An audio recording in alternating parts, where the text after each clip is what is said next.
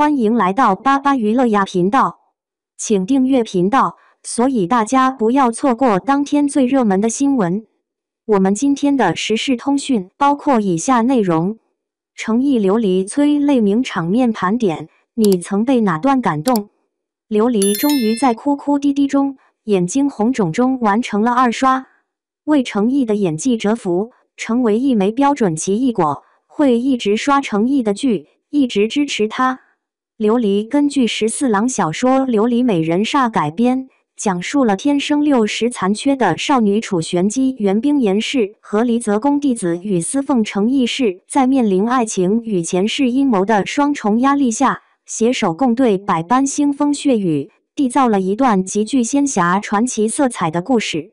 琉璃这部剧真的有很多细节让人感动，今天就来聊聊几个特别打动我的瞬间吧。1. 玄机说，没有了司凤，我的命要与不要也没什么所谓。浩辰怀疑司凤是妖，怂恿各掌门让司凤受打腰鞭来证明身份。司凤受第一鞭吐血倒在地上，惨状令人心疼。玄机被人死死封住，不得动弹，自然救不了司凤。可司凤仍然挣扎着起身，绝不承认妖族身份。浩辰丧心病狂，继续抽打第2鞭。已经2鞭司凤都没有显出所谓的原形。浩辰手执打腰鞭，用尽全身真气准备抽向司凤。玄机想着司凤受尽折磨也不肯说出与自己的秘密，司凤始终全心全意为自己着想。玄机再也忍受不住体内战神潜能再次被激发，先是定坤从身体中飞出，牵制住打腰鞭，将浩辰震飞，打腰鞭也自然被震碎。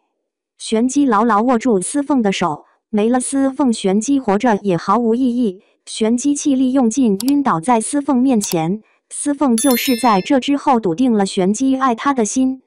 玄机就是这么不顾生命的维护司凤，一直是此剧的一个看点。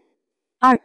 司凤捏着玄机的脸蛋，教他要远离陌生男人。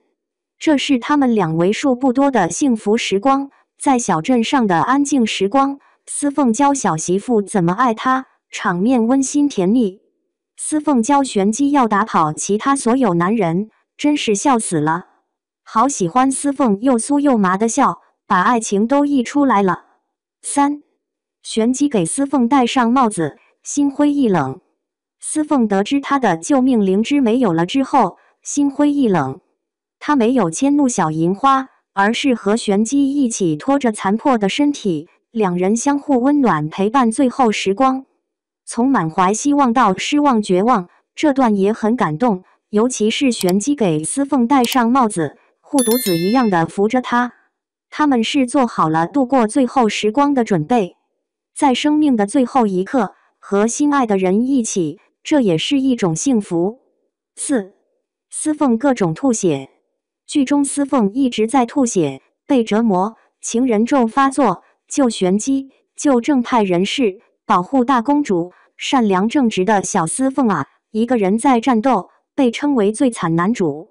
居然有人专门统计过司凤在此剧中吐过几次血，精确到第几集几分几秒，真是什么大咖都有啊！有兴趣的小伙伴可以搜索琉璃，诚意记不清司凤吐血多少次了，不多44集也就吐了44次而已。剧中动人的情节还有很多很多，包括小银花最后死在司凤床边，说我累了，我就哭得不行。一生护主，有爱有情。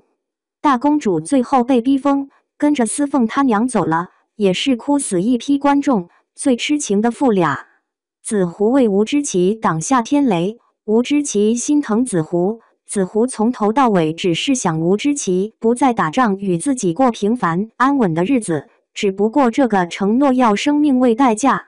紫狐死前得到吴知奇的爱和吻无遗憾，可吴知奇却永失挚爱。挚爱和洒脱的一对，让人羡慕又遗憾。